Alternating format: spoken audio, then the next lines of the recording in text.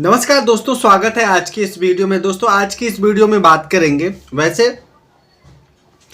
जो अबॉर्शन करवाने का, जो खास तौर पर जो महिलाएं होती हैं उनका अबॉर्शन करवाने के कुछ नियम के बारे में बात करेंगे 2025 में क्या होगा। दोस्तों ये वीडियो बहुत ही इंटरेस्टिंग और बहुत ही इन्फॉर्मेटिव होने वाली है, क्योंकि ये हर किसी के लाइफ में ऐसी घटनाएं होती हैं जो घटित होती रहती हैं।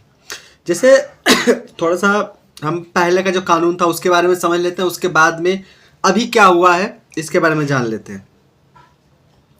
देखिए, आप लोग को बताना चाहूँगा, अगर कोई वाइफ है, अगर अबॉर्शन करवाना चाहती तो बिना पति की सहमति से, चाहे वो नसबंदी क्यों ना हो, ठीक है, वो नहीं करवा सकती है। पति की सहमति बहुत ज़रूरी होती है। लेकिन आप लोगों को बताना चाहूँगा, Punjab and Haryana high court का एक जजमेंट आया है। जजमेंट का नाम बता देता हूँ, बहुत ही महत्वपूर्ण जजमेंट है।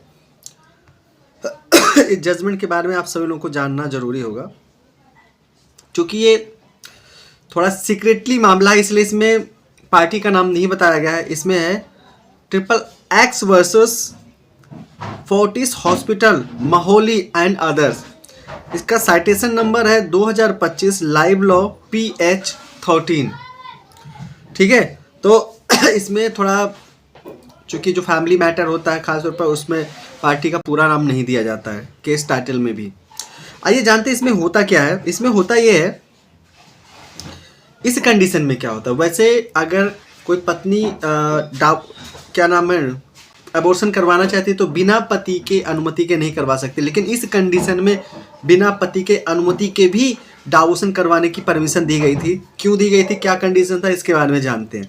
देखिए इसमें होता क्या है, हस्बैंड वाइफ एक साथ में रह रहे होते हैं, और होता क्या है, चूँकि किसी कारण से जो पत्नी होती है वो हस्बैंड से अलग रहने लगती है।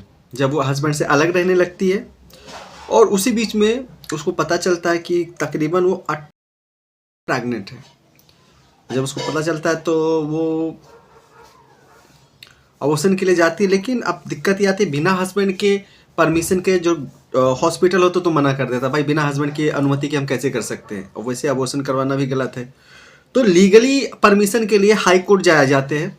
और आपसे लोग को बताना चाहूँगा, the medical termination of pregnancy rule 2003 के बारे में बताया जाता है। इस कोर्ट में ये भी बताया जाता है कि जो प्रेगनेंसी, ठीक है, जो होता है, principal secretary health and family welfare department and others, rule 3V(C) में medical termination of pregnancy rule 2003 यानी 2003 said giving a proposing interpretation to the expression change of the medical marital status. This court can safely conclude that the author, the petitioner, does not fall within the preview of widow or divorcee. However, since she has decided to live separately from the company of her husband without illegal obtaining divorce, hence she is eligible for the termination of pregnancy. इस rule में कहा गया है, इस rule को एक बार समझ लीजिए कि अगर कोई पत्नी है, एक बार इसको मैं तो आप लोगों को थोड़ा बताना चाहूँगा। इस केस की सुनवाई जस्टिस कुलदीप तिवारी, ठीक है, के द्वारा किया जा रहा था। एक केस है X versus principal secretary health and family welfare department and others. इसका हवाला दिया जाता है और साथ में हाई कोर्ट द्वारा, और साथ में जैसे कि मैं आप लोगों को बता चुका हूं, इस केस की सुनवाई जस्टिस कुलदीप तिवारी के द्वारा किया जा रहा होता है। और साथ में जो medical termination of pregnancy rule जो होता है 2003 में बना था, उसका रूल 3V सब रूल C में बताया गया है कि अगर जो पत्नी है अपने पति से सेपरेट रह रही है, पति के साथ नहीं रह रही है, तो वो मेडिकल टर्मिनेशन के लिए पति की जो परमिशन है लेने की ज़रूरत नहीं है। वो बिना पति के परमिशन के भी अपना अनचाहा जो अनवांटेड गर्भ होता है अबॉर्शन करवा सकती है। इस केस में एक बहुत ही महत्वपूर्ण चीज़ हाईलाइट किया जाता है कि पत्नी के द्वारा कहा जाता है कि जो पति था, पत्नी के घर में कमरे में, उस जिस रूम में पत्नी रहती थी, प्राइवेट तरीके से कैमरा लगाकर उसके जो उठने में जो प्राइवेट मूवमेंट होता है ना, उसको कैप्चर किया था। तो ये आरोप लगाया गया था, इसलिए पत्नी बड़ी सारी हर तरीके से उसको पीड़ित करता था, तो इसलिए पत्नी अलग रहने लगी थी, सेपरेट रहने लगी थी। जब ये कंडीशन पता चला, प्रेग्नेंट है तकरीबन 18 वीक की, 5 दिन की, तो उसने क्या किया, तुरंत अबॉर्शन के लिए हाई कोर्ट गई और हाई कोर्ट ने परमिशन दे दिया, क्योंकि वो पति से अलग रह रही थी।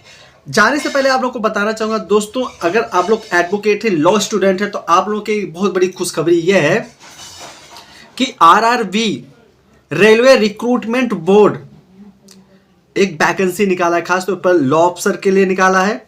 चीफ लॉ अफसर, पब्लिक प्रोसिक्यूटर और असिस्टेंट लीगल असिस्टेंट के लिए निकाला गया है। तो इसमें जो एज है 18 साल से लेके आपका 18 साल से लेके 45 साल तक है।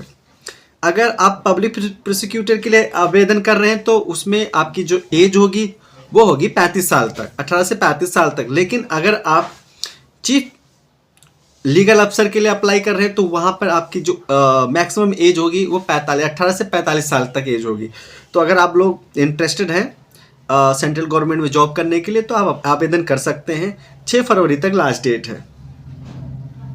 आशा करता हूँ ये इन्फॉर्मेशन आप लोगों को बहुत अच्छा लगा हो। मिलता हूँ एक नई वीडियो में। बहुत बहुत धन्यवाद।